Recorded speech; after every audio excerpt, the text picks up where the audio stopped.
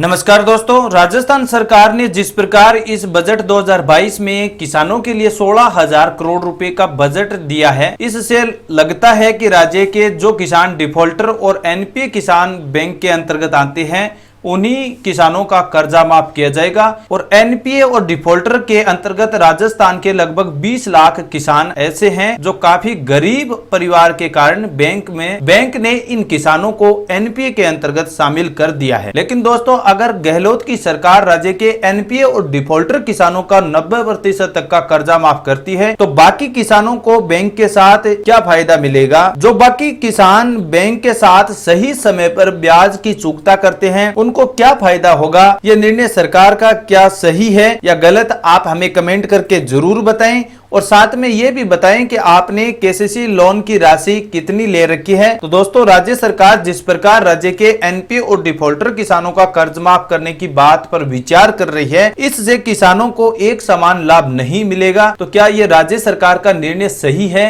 या गलत? आप हमें कमेंट करके जरूर बताएं। लेकिन दोस्तों, वैसे तो गलत निर्णय है, क्योंकि राज्य सरकार का यही कर्तव्य है कि राज्य के जो किसान डिफॉल्टर और एनपीए या फिर जो बाकी बचे हुए जो किसान हैं जो बैंक के साथ सही समय पर लेन देन करते हैं, जो ब्याज चुकता करते हैं, उन किसानों को भी एक समान लाभ मिलना चाहिए, क्योंकि वे किसान भी राजस्थान राज्य की हैं, उनको भी एक समान लाभ मिलना चाहिए। जिस प्रकार राज्य सरकार ने 16,000 करोड़ रुपए का बजट राज्य सरकार ने राजस्थान के तमाम किसानों के लिए किसान कर्ज माफी के रूप में लाभ देने का फैसला किया है, तो उसमें केवल एनपीए और डिफॉल्टर किसान क्यों शामिल होते हैं? सभी को एक समान मिलना चाहिए। अगर सरकार 90% का कर्जा माफ करने की बात कर रही है, जिस प्रकार अगर आपने 3 लाख रुपए का केसीसी लोन ले रखा है तो उसमें का 90% कर्जा माफ करे, यानी 2,70,000 रुपए की आपको कर्ज माफी हो जाएगी। इससे अच्छा है दोस्तों, अगर आपको 2 लाख रुपए की कर्ज माफी सरकार देती है, चाहे किसान डिफॉल्टर हो या एनपीए हो या फिर बैंक के साथ सही लेन देन करने वाला हो, सबको एक समान इस कर्ज माफी का लाभ मिलना चाहिए, ताकि सरकार को आने वाले चुनाव में किसी प्रकार का नेगेटिव प्रभाव नहीं पड़े। क्योंकि जो किसान बाकी बच गए हैं उनको काफी आक्रोश होगा, किसान सरकार से नाराज होंगे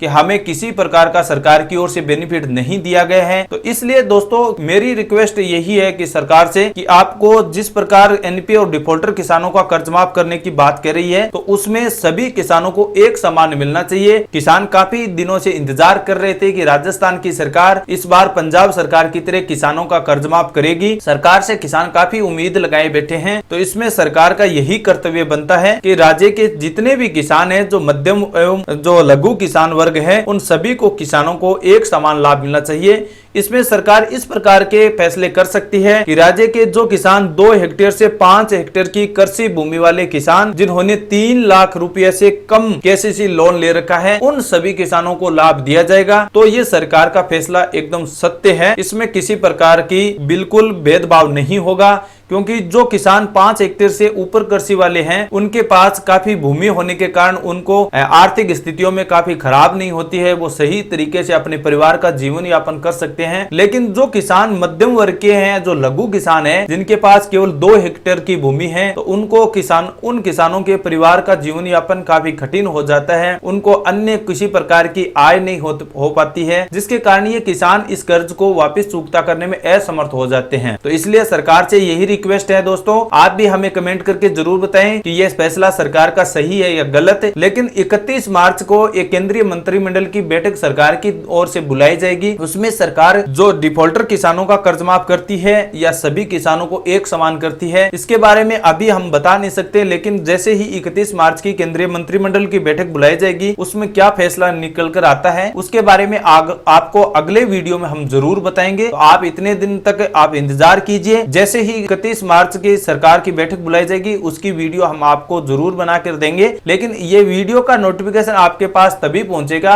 अगर आप हमारे सरकारी योजना यूट्यूब चैनल को लाइक और सब्सक्राइब करते हैं। तो मिलते हैं ऐसी और कोई इंफॉर्मेशन जैसी जानकारी के साथ, तब तक के लिए किसान भाइयों, जय हिंद, जय भारत।